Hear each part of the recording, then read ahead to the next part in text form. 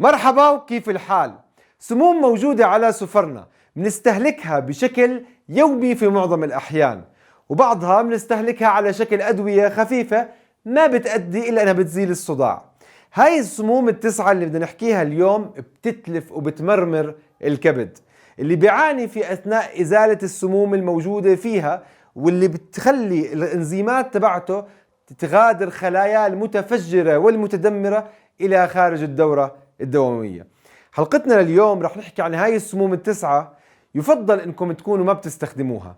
اكتبي لي او اكتب لي بالتعليقات، هل انت بتشتري هاي المنتجات وبتحطها في بيتك، او انت بتطبخيها وبتخليها تكون على سفرة اطفالك؟ في بداية حلقتنا اليوم اكيد جيب ورقة وقلم حتى نسجل كل التفاصيل، واذا انت بعد الفطور جيب فنجان قهوة حتى تشرب وانت مستمتع في تفاصيلها. بشوفكم إن شاء الله بعد الفاصل وراجعين. الكبد هو أكبر عضو داخل جسم الإنسان حرفيا، وهو ثاني أكبر عضو بعد الجلد في الإنسان بشكل عام. الكبد هو من أهم الأعضاء في جسم الإنسان لكمية الوظائف الحيوية اللي بيعملها في جسمك اللي بتتجاوز 200 وظيفة. الكبد هو العضو الوحيد القادر على إعادة التخلق من جديد. هذا الإشي اللي بيخليه بيقدر الإنسان يزرع كبد ويتبرع بكبده لحد تاني، فنص الكبد أو ثلثين الكبد بيتم زرعه من شخص للآخر، وفي الشخصين بنمو الكبد من جديد. الكبد مسؤول عن تنظيف الجسم من السموم ومقاومة سموم الكحول اللي بيشربها البعض، والسموم اللي موجودة في العلاجات والأدوية واللي كثرتها بتتلف الكبد من كثر ما فيها سموم. الكبد هو المسؤول عن عملية تصنيع الدم في الجسم، فهو المسؤول عن بدء عملية تصنيع الدم حتى قبل نخاع العظم. الكبد هو أقل أعضاء جسم الإنسان احتواء على الدهون، ففقط 10% من الكبد عبارة عن دهون، وإذا كان عندك دهون أكثر من 10% في كبدك فأنت أكيد بتكون عندك بعيد الشر كبد دهني. الكبد هو المسؤول عن تخزين الحديد في الجسم وتخزين كثير من الفيتامينات داخله، فالكبد هو أغنى عضو ممكن الإنسان يأكله من أي مخلوق، لأنه بيحتوي على كل المغذيات الموجودة وبيحتاجها جسم الإنسان. أحد أهم الأسباب اللي بتخلي الكبد يتلف هي السموم اللي بناكلها بشكل عام في حياتنا وإحنا مو عارفين إنها بتأذينا. أول هذه السموم هي MSG، المونو صوديوم جلوتاميت. المونو صوديوم جلوتاميت هو عبارة عن الملح المستخدم في المطاعم الوجبات السريعة، والمستخدمة في معظم الأشياء اللي بتشتريها مبكتة زي الشيبسات، زي اللحوم المصنعة الباردة، كل الأكل اللي بتحسه إنه كتير مبالغ فيه زاكي، كل الشوربات الجاهزة اللي بتحطها على موائد الإفطار، هاي الشوربات غالبها في MSG. بدون إضافة هذا الملح اللعين إلى داخل هذه الوصفات ما رح تقدر تاكلها لسوء طعمها، لأنها ما فيها مغذيات حقيقية وإنما معظمها نكهات صناعية. هذه الأملاح ممتازة جدا في رفع ضغط الدم، بتعمل احتباس سوائل شديد جدا في الأشخاص، ما بتخليك تقدر تقوم من السفرة إلا لما تخلص الأكل، وبتخليك عطشان طول الوقت بعد الوجبات. المشكلة مش بس هون، إنه هذه MSG المسرطنة بتتلف الكبد وبتخلي الدهون تتراكم على خلايا الكبد. أما السم الثاني فهي الشوربات الجاهزة، واللي انت بس بتمسك هالبودرة بتحطها في المي وبصير عندك شوربة فطر، شوربة دجاج. هذه الشوربات الجاهزة من أسوأ ما فيها إنها بتحتوي على كل إشي ممكن يؤذي الكبد. فأول إشي إنه هي بتحتوي على كميات كويسة من السكريات النشا، الكورن ستارش، اللي بتعمل على تماسك وبتعطي قوام لهذه الشوربة الخالية من أي شيء مفيد. الزيوت المحطوطة فيها هي زيوت نباتية مصنعة ومهدرجة، واللي أساسا استخدمت مواد سامة لعملية تصنيعها بالأساس. الشغلة الثانية مليانة في الأملاح اللي بتعمل لك احتباس سوائل، وهي أصلا مليانة في السوائل. هذه الأملاح تحديدا هي المونوصوديوم جلوتاميت اللي بتخلي النكهة تتغير وتصير أذكى لما بتاخدها. هذه الشوربات كمان هي بتحتوي على كمية كبيرة من النكهات المصنعة، واللي بده الكبد مجهود حتى يفكك تصنيعها ويفكك السمية الموجودة فيها. أضف إلى ذلك أنه فيها يعني مواد حافظة حتى تحفظها لفترة طويلة جدا عندك في الرف في البيت أو حتى في المحل إذا ما حدا اشتراها. أما السم الثالث فهو سكر الفواكه، الفركتوز. هلا انت عادة ما بتستهلك معظم سكر الفواكه من الفواكه، لانه معظم سكر الفواكه اللي بتاخده من المنتجات المصنعة او من العصيرات اللي بتاخدها من الفواكه. عصيرات الفواكه كارثة على صحة الكبد. اضف الى ذلك الحلويات اللي بتاخدها اللي بتكون محطوط عليها السكر العادي، هذا اذا ما غشك صاحب المحل وحط لك سكر الفواكه الخام لانه ارخص.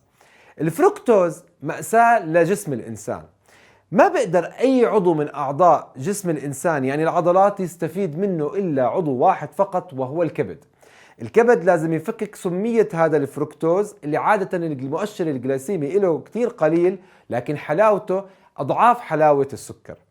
إذا أنت بتسأل ليش أنت بتحط السكر المائدة على المي بعدين بتسخن حتى يصير طعمه قطر، لأنه بكل بساطة أنت بتحرر سكر الفركتوز اللي بيكون مدموج مع الجلوكوز في السكروز. لما انت عمالك بتاخد سكر الفركتوز، كبدك هو الوحيد المسؤول عن التعامل مع الفركتوز ويفكك سميته. والمشكلة انه الفركتوز بيعمل مقاومة انسولين في الكبد. وعادة بتلاحظ الناس اللي بيستخدموا العصيرات بكثرة وعم بيستخدموا سكر الفواكه بكثرة لانه دائما اكلهم حلويات، دائما هدول دائما بطنه بكون مادد لقدام ومشدود. هذا البطن هو بطن الكبد الدهني، ما في داعي تخليه يفحص لانه بكون مبين من بطنه انه عنده كبد دهني. هذا السكر كمان مش بس انه بتلف الكبد، بتلف كمان الكلى. اي خلية بدخلها سكر الفركتوز بيمتص الطاقة الاي تي بي اللي فيها وبفككها وبدمر الاي ام بي اللي بيستخدمها الجسم لاعادة تصنيع الطاقة وبيحولها ليوريك اسيد. عشان هيك الفركتوز بكميات كبيرة هو احد اهم اسباب تلف الكلى بالاضافة للكبد. اما السم الرابع فهو الالفا توكسينز. هاي لازم تديروا بالكم كتير منيح منها لانها موجودة في المكسرات اللي بناخدها او في الذرة. الالفا توكسينز هي عبارة عن سميات الفا موجود بتنتجها الاسبراجيلس، وهي نوع من انواع الفطريات. بتنمو هذه الانواع من الفطريات في حوالين المحاصيل الزراعية، تحديدا الذرة والفول السوداني.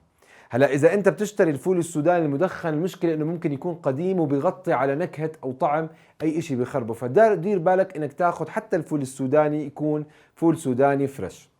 هلا وهذا بينعكس برضه كمان على بقيه المكسرات. فلما بتاخذ مكسرات ما تاكل وانت مغمض عينيك او تطلع على التلفزيون، لانه الطبقه الغريبه هيك اللي بتيجي لونها على رمادي خفيف، هذه هي الالفا توكسينز. فتكون حريص لما بتاخذ المكسرات وتحديدا البيناتس اللي هي المكسرات اللي هي الفول السوداني، انك تكون منتبه انها كويسه ونظيفه فريش وما يكون عليها اي تغير في اللون او تصبغات او تكون قديمه، لانه بيكون عليها هاي النوع من الفطريات اللي معروف انها بتسبب سرطان الكبد.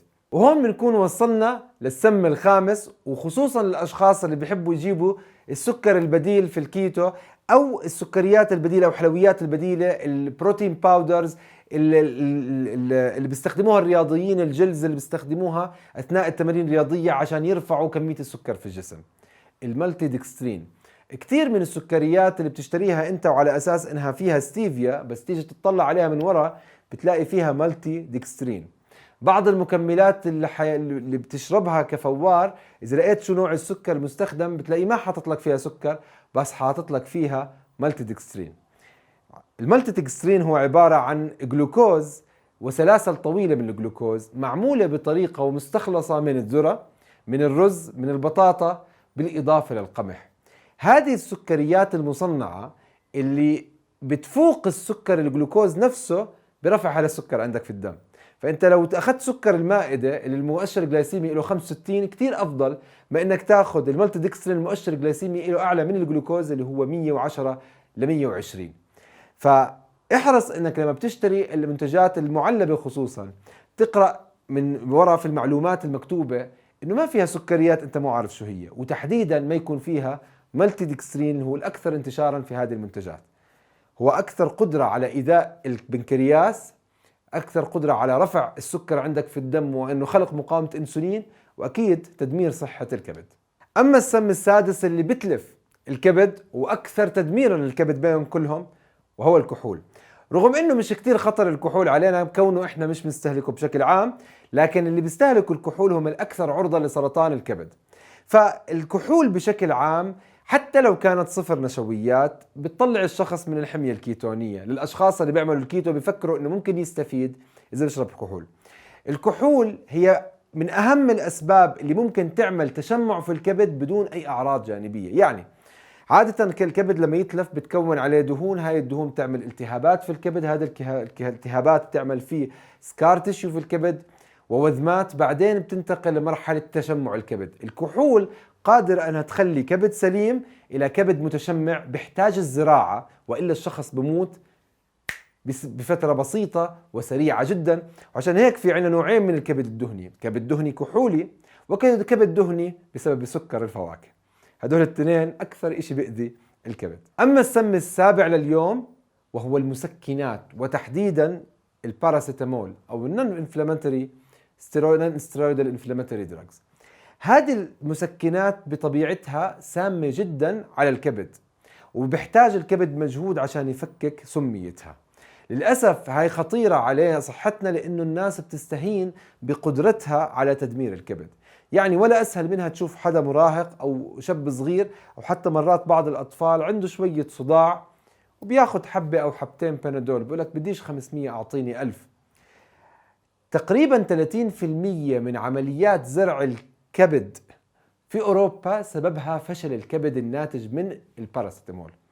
في إيرلندا تقريبا 50% من عمليات زرع الكبد سببها استهلاك المسكنات بكثرة. فما تستسهل انك تاخذ حبة باراسيتامول على اساس بتخفف لك صداع، قد يكون سببه هو كثرة ارتفاع وهبوط السكر بسبب حميتك السيئة بالاساس. ادخل كيتو وقلل السكريات، بتلاقي انه معظم اسباب الصداع يا سببها عدم انتظام في سكر الدم او ارتفاع ضغط الدم اللي بسببه السكري، او بسبب مشاكل في الكبد عندك بسبب السموم اللي نحن عم نحكي عنها لليوم. أما السم الثامن اليوم فهي الزيوت النباتية المصنعة والمهدرجة. إذا أنت من أنصار زيت الذرة أو زيت دوار الشمس أو زيت الكانولا أو زيت الصويا، هذه الزيوت كلها عبارة عن زبالة الزيوت. حرفيا هذه الزيوت يعني لا تصلح للاستهلاك مش البشري، الحيواني. هذه الزيوت أول إشي أثناء تصنيعها دمروا كل الخصائص المفيدة اللي قد تكون أصلا موجودة فيها، من خلال رفع درجات الحرارة العالية وحرقها، والإضافة إلى خطها بالهكسان السام اللي بيعمل سرطانات عادة في الناس اللي بيستخدموها بكثرة في المختبرات.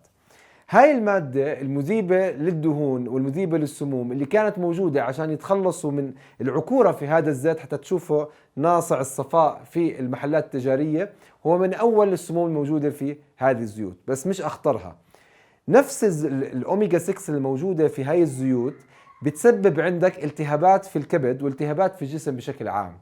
أحد أهم أسباب مرض السكري غير الاستهلاك الكبير لسكر الفواكه واستهلاك السكريات بشكل عام هو استهلاك هذه الزيوت السيئة المليانة في الزيوت غير البولي أنساتوريتد اللي هي فيها حلقتين غير مشبعة من الهيدروجين. هاي الزيوت بتتزنخ بسرعة، فعشان يحافظوا عليها من التزنخ بيضيفوا إلها مضادات أكسدة صناعية عادة لأنها أرخص من الفيتامين إي، فبيضيفوا عليها مادة البي اتش تي أو البي اتش اي أو التي بي اتش كيو. هاي المواد المضادة للأكسدة اللي بمنع تزنخها بتسبب بشكل عام السرطان. فدير بالك أنت لما تكون بتاخد هذه الزيوت في بدائل أفضل، منها زيت الزيتون، منها الدهن، منها السمنة البلدية الحيوانية أو الزبدة الحيوانية، أو إذا كنت في بلاد فيها أفوكادو كتير أو جوز هند في زيت جوز الهند أو زيت الأفوكادو. أما السم التاسع والأخير في حلقتنا لليوم فهو استخدام بدائل البروتين، يعني استخدام الواي بروتين أو الصويا بروتين اللي بطبيعتهم حيدمروا الكبد عندك. هذه المنتجات اللي كتير مرات بتلاقي فيه بروتين باودر أو بروتين بار بيحكوا لك عليه كيتو، بتكون انت ما عم بتضر حالك بالسكر. لو اخذت البروتين بار العادي بجوز قد يكون افضل، او كلاهما سيء. ترى السيء فيه مش السكر، السيء فيه هو نفس البروتين اللي موجود في الصويا اللي تم استخلاصه باستخدام الهكسان نفسه تبع الزيوت المهدرجة. الفرق هون حرارة اقل من الزيوت المهدرجة. الشغلة الثانية هون ناشفة. هذه البروتينات لما بتنزل على دورتك الدمية بتضغط على الكلى بكمية الأمونيا اللي بتكون موجودة واليوريا اللي بتكون موجودة في الدم بتزداد، فبتضغط على الكلى. بالإضافة إنه هذه السموم اللي هي الهكسان المادة البترولية هاي بتدمر برضه الكبد وبتعمل على تلف أنسجة وخلايا الكبد. أضف إلى ذلك أنه البروتين نفسه لما بتكون خالي من الدهون بيؤدي إلى تحفيز إفراز الأنسولين، فبالتالي استهلاك البروتين مع الدهون بيقلل من الأنسولين إندكس، لكن استخدام البروتين لحاله بيرفع الأنسولين وبيخرجك من الحمية الكيتونية اللي أنت بتحاول تحافظ عليها. ناهيك إنه كتير من هذه البروتين باودر عشان ما يكتبوا إنه عليه سكر بحطوا فيه المالتي ديكسترون، سبق قلنا إنها بتدمر الكبد وبتعمل مقاومة أنسولين وسكري. بنهاية حلقتنا لليوم اكتب لي في التعليقات ايش من هذه المواد السامة التسعة المدمرة للكبد انت عمالك بتستخدمها او حريص على استخدامها بشكل معتاد، واكتب لي ايش منها حتوقفها ابتداء من هذه اللحظة. بنهاية حلقتنا لليوم إذا شفت المعلومات اللي بالفيديو مفيدة أكيد لا تبخل على غيرك بالشير، فنشر المعلومة أكيد خير وزكاة العلم نشره، وما تبخل حالك بأنك تنضم للقناة وتكبس إشارة الجرس حتى تجيك أول بأول إشعارات كل ما يخطر على بالي فكرة مفيدة إلك. واكيد تقدروا تنضموا لاعلاننا الرائع في فيسبوك عالم سمارة كيتو اند فاستنج مينت، وتقدروا تتابعوني على الانستغرام وسناب شات والتيك توك، واكيد كل ما في الحلقه من معلومات ومصادر موجوده في الرابط الموجود في صندوق الوصف ومثبته في التعليقات. بنهايه حلقتنا لليوم بدك تعرف معلومات اضافيه عن ايش هي الاطعمه اللي بتنظف الكبد، تقدر تشوف الحلقه اللي هون، وبنشوفكم ان شاء الله في الحلقات القادمه، وبامان الله، مع السلامه.